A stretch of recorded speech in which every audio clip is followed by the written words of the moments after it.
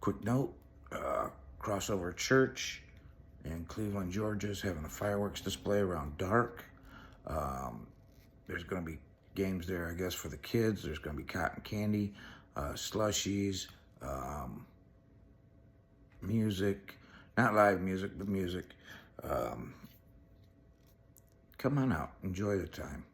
It's a good time to fellowship, good time to be around people.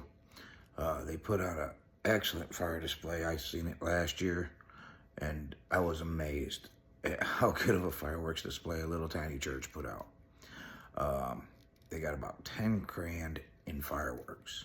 Last year it lasted 48 minutes. It was just phenomenal. But yeah, come on out, enjoy it. It don't cost anything.